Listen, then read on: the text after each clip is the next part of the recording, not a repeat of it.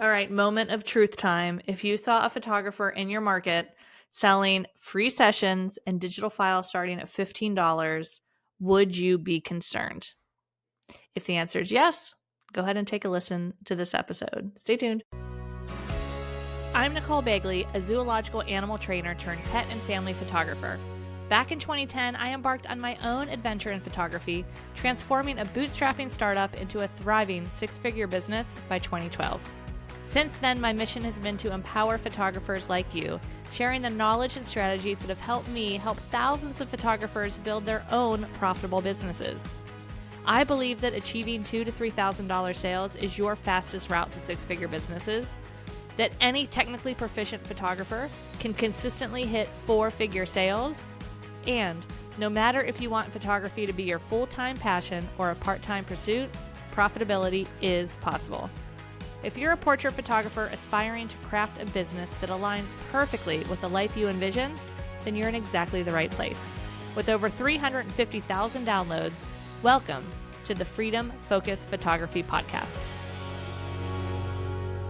Welcome back to the Freedom Focus Photography Podcast. I'm your host, Nicole Begley. And for this episode, I want to actually pull one from the archives because it is still extremely valuable and extremely applicable, because there is always going to be someone cheaper in your market. Sometimes substantially cheaper, as you'll see in this episode.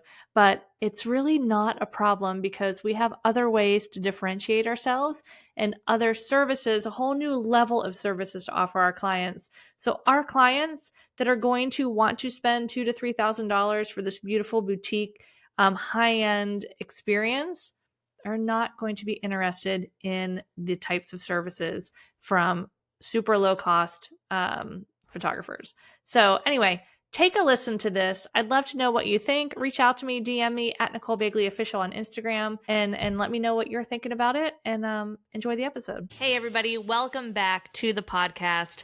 I wanted to take the time today to talk a little bit about an ad I saw on Facebook. This was in the couple weeks leading up to Christmas. I had seen it a little bit here and there in the fall, and it was an ad for a company that was offering a free photography session, and then you could purchase only the digitals you want, starting at $15 per file. That's right. You could get a free session and buy nothing, or if you wanted just an image for your credit or for your Christmas card, $15. That's it, out the door. Actually, it gets even better because naturally, when I saw this, I had to click over and take a look. It's $15 in each if you want individual photos, but if you want packages of 10 or more, you save 20%, and they're $13 each. Or you want that full gallery of 40 images, that'll be $275. Now, I can see when you hear things like this, half of you guys out there might have just been like, oh my gosh, Nicole, forget it. I'm going to hang up my camera. There's no way I can compete with that. It's ruining the industry. This is just hopeless. No one is ever going to pay my prices. Hold on. Don't be so quick, because this is simply a chosen business model. And quite frankly, I think it's kind of a brilliant business model. It's kind of the same business model that Uber, Airbnb, and all of these other companies have chosen, which is the business of connecting. They're essentially creating this platform for photographers that want to earn some money to connect with some people that want to get some pictures taken. And they connect them and they take a cut of all of the money that's made. So they pay the photographer some, and then they, keep the profit. And they don't have really any staff because all of their service vendors, and then Airbnb and Uber and this company, are all independent contractors. So you don't have payroll, which is generally one of the highest costs in any business. So it's actually pretty brilliant. And you know what? It serves a need in the market, because there are always going to be a segment of the market that is looking for something to fill a certain purpose. They maybe just need one card for the Christmas or one photo for the Christmas card, or they just want to get a couple images of their family, or maybe they really want to get some family images, but they can't afford to have a higher end boutique experience. That's fine. We should still allow them to do this because there is room throughout the levels of the market for every type of business. And I also want to say that there's still room if you wanted to have a higher volume, lower price business. It can be profitable. It can be a great business model as long as you are choosing that business model with intention and you're not just backing into this business model because you think that's all that you're worth or that's all you can afford or that's the only way to get clients in front of your business, or you're charging these prices but offering so much that it's just, the numbers don't make sense. So anyway, please, please, please hear me. I am in no way disparaging this company. I am in no way disparaging photographers that are doing an all-inclusive business model. I just want you to know your numbers. I want you, if you're doing this all-inclusive, smaller price point business model, to really truly understand your cost of doing business and how much time you're putting into your business and what that breaks down to for your actual pay after you pay taxes and pay for all your business costs. That's what I want to make sure that you have. And, we can definitely help you if you guys are a member of the Academy and Hair of Dog Academy. We can help you break down those numbers. Just jump on any of the coaching calls and we will do that with you. But anyway, let's jump back over to this. There are all these different business models that we can have. I personally am a fan of a boutique experience, a higher priced, lower number of customers, higher service, higher quality images, higher quality products. And that's what I choose to model my business on. Now, as I think about this, I think the reason that a lot of people might see an ad like this or see this type of offering and get a little nervous is really based in like a fear of competition, that they believe if there is somebody offering this at this level in their market, that it's going to take away the desire for clients to have that higher level experience. And I have found that is just not the case. You guys, if you are in this business, you need to accept that there will always, always, always be someone cheaper giving away more digital files for a lower price point. And it is just going to continue to plummet because digital files on their own are a commodity. And we can't compete on price. We actually need to compete on value. So we can lean into what we do differently. If you hired this company, there is no way they are going to remove leashes. There is no way they are going to help you print a beautiful acrylic for your home. There is no way they're going to do any sort of editing other than some quick color correction. We have so much more that we offer, and we need to let our clients know about that. The other thing that we're offering that this company doesn't is service. This company works great for somebody that has the time and the expertise and wants to DIY ordering their own images. My clients don't have the time or expertise, and they want me to create this artwork for them and print all their pieces and make sure it's perfect and deliver a final piece to them. That is another point of differentiation. That is another place that we compete, not on price, but we compete on value. And we offer more value, and there are always, always, always people in the market that want to take advantage of that extra service. And I don't mean take advantage as in like take advantage of you, but they want to have that service offered to them because they are very busy and they have more money than time. Because let's face it, everything in this world is going to cost you money or time. Sometimes it costs you both, but it always costs you one of those two things. And generally, if you have more time than money, you're going to figure out the DIY. Maybe if it's something you love home improvement, you love painting, or, putting in new fixtures. Even if you have the money, you're going to choose to do that because you find some sort of value in it. But generally, if you have more time than money, you're going to look for a DIY approach. If you have more money than time, meaning time is your limiting reagent, you work, 60 hours a week, you have kids, you want to go to their sporting events, you have dogs to take care of, you're traveling, you're just a busy person, then sometimes it is worth it to spend more money to save yourself time. That is when I would hire an electrician or a handyman to come put in that light, or a painter to come paint my house. I'm certainly capable of painting my house, but I would rather spend my time doing something that makes more money or is more fulfilling than painting my house. So those are the kind of clients you guys are looking for. Those are the clients we want to attract to our business, and they are out there. They are out there in every single market. I don't care how small your market is. If you need proof that they are in every market, listen to my podcast with Tracy Munson, whose town does not even have a stoplight. And she is now running a full-time pet photography business in that town. We can do this anywhere because that level of the market is never crowded and it is always available. And we just need to find those people and share that value. Now, Nicole, how do we find them? Well, that comes down to making connection. Every time I talk to a pet photographer that is crushing it, do you know what they have in common? They have in common that they are out in their market, that they know people, that they network with people. Wait, Nicole, I just moved. I don't know anyone in my market. That's fine. That doesn't mean they always knew all the people. That means they get out from behind their computer, they go out into the world, and they actually talk to other humans.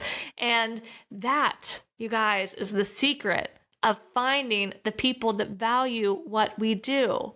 I promise that it's a long game. It's a long game, but it is a game that we can win. It just requires consistency. It requires showing up. It requires sharing this value. And it requires getting out from behind our computer.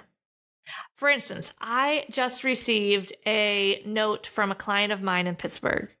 I had photographed their dog 5 or 6 years ago, and they had just sent me an email. The dog had unfortunately passed away about a year ago. They said that, for about a year, they would walk up the steps and just have to turn away. They couldn't really look at the photos that we had hung on the wall. But now, recently, they can again, and they wanted to send me a note to let me know how much those images meant to them, that they are just so incredibly valuable now with as time has passed, and they will continue to become more and more valuable with each and every year. Well, here's the thing. Guess how this client found me? Remember I said we did our session 5 or 6 years ago? Well, I had found that client 5 years before that at an event, at a community event where I had a table and I got their email address. It took 5 years to make that session and took another 5 years, not that they didn't realize how valuable it was, but for them to reach a whole new level of appreciation of what we created together. So like I said, this is a long game. This marketing that we are doing, these emails we are collecting, these relationships that we are building are often things that take time to develop. So if you started your business like last week, last year, even 2 years, and you're like, man, it is not where I want it to be yet. I'm not at 6 figures. Is it possible to get to 6 figures in a year? Yes, it's possible. Highly unlikely. It takes time. I just want you to give yourself some grace. And I want you to start to look at your business in a way of what can I do? What actions can I take that will lead me to this next level? Because it's not going to be overnight. It's a journey that takes some time, but it is a compound effect of how much we get out there, share what we do, share why we do it, share our value, that it just compounds and compounds. And before you know it, you have a full stream of clients. I feel like people are always looking for this one magic marketing solution, and it just doesn't exist. There are different things we can do, from charitable marketing or calendar contests or all sorts of different ways to get people in front of our camera. And yes, those are great ways to start our business, to get leads into our business.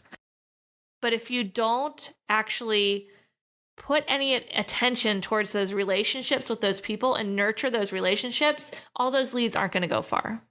So that is my plea to you, which was not really the plan of this podcast. When I started this podcast, it was mostly just about this other company and the fear that so many photographers tend to get into when they see an offering like this that is so inexpensive, feeling like it is going to take all of their potential clients, and all of their potential clients are going to make their decision solely on price, which they don't. I would like you to think back to a time when maybe you made a decision solely on price, and then maybe another time when you don't make a decision solely on price. I'll share an example of some of mine. For something that I'm making a decision solely on price is often groceries. Now, even this, I actually had a really hard time finding things that I make the decision solely on price, because there's always value in my pricing decision. And one of them is groceries, though. But that still doesn't mean I'm getting the cheapest milk. We get the organic pasture-raised milk because my family and I have a commitment to trying to make sure that the animals that come from the food animal industry in which we partake have a better quality of life than factory farming. That's a value that we choose to put some money behind when we purchase things. But there's other pieces that, maybe I do like to save some money on. For instance, I usually stock up on all the packaged goods like the cereals and the snacks and things like that when I'm at Target, or we can do a grocery delivery from Walmart or something like that, because the price of the packaged material at Walmart is much less expensive than the packaged material or the packaged price of like cereal and things at our local grocery store. Now, there's still a value. Remember that money time thing I was talking about? I'm not going to go out of my way to go into Walmart or Target to go get a box of cereal when I just need one box of cereal, thereby spending an extra half an hour of my time where I could just spend an extra 50 cents, 75 cents and buy it when I'm at the store getting the things that I needed to get at the grocery store anyway. So again, this is that money value money time value proposition that we're always weighing things against. But generally, if I have a lot of things that I need to order, a lot of packaged things, and I'm going to these places where they're least expensive, I'm going to stock up on them there because I am making that purchasing decision solely on price. Now, for value, gosh, there's a ton of things that I will spend more on because I value it. It is no secret that I value food, travel, things like that. But you guys know that I do not value purses and shoes. But yet I do. Let me explain. I don't value purchasing designer shoes just because of the name or something like that. But I do value purchasing nice shoes that are comfortable, because guess what? I value comfort a lot as I'm recording this podcast in PJs. But anyway, I will spend more money on shoes. I'm not looking for the cheapest shoe. I'm looking for the most comfortable shoe. And if it costs a little bit more, then so be it. I'm going to spend a little bit more. When we were looking for sun shirts for our recent trip to the Galapagos, we're going to be out in the sun quite a bit. And we're on the equator, on the water. I don't want to get burned. I want to protect my skin. And so I'm going to be wearing these different sun shirts and these different sun pants. And it was going to be warm, like I said. So I wanted something light. We ended up buying some clothes from a company called Free Fly. They mainly create fishing, like clothes for fishing or just outdoor water activities. So incredibly comfortable and so incredibly light. And it's not inexpensive. Like the pants are like $80, the shirts are about $70 or $80. It's kind of expensive for clothes when I usually purchase my clothes at Costco for like $15.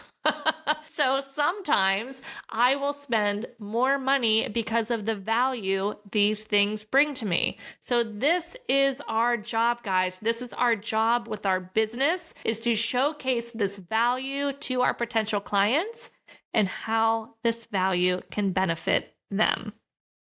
And for any of you that might still be a little bit nervous about like, man, I still feel like these inexpensive companies are going to take away my business.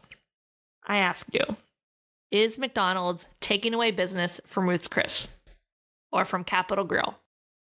No, not at all. Which, by the way, public service announcement for anyone that's in the Charlotte area, the best steak you'll ever have in your entire life is at Duckworth's Cellar in Uptown. Go check it out. Sorry, I just had to share. It was really, truly amazing. Ironically, this is actually pretty funny.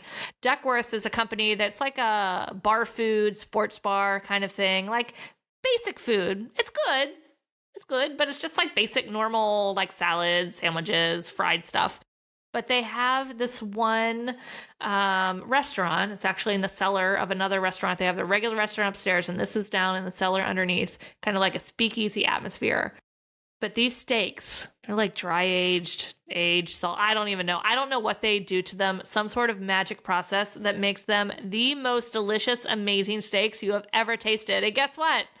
They're significantly more expensive than ordering a steak from upstairs because they have a whole different value.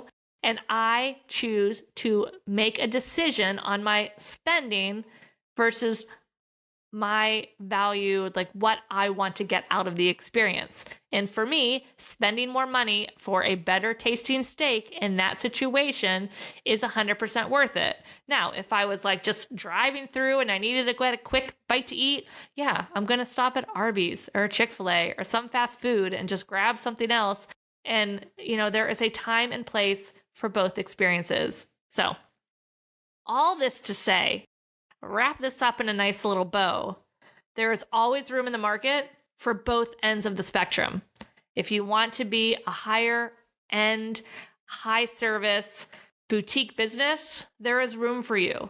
You just need to make sure you are finding people, talking to people, and articulating that value. If you want to run a higher volume, lower cost business, there's room in the market for that too. You can definitely do that. That can be very profitable. You just must truly understand your numbers and truly understand how much time is involved in your business so that you really have a handle of how much you're making per hour to make sure that it really truly is profitable and not just looking profitable on paper. So that is for you guys and actually for everyone.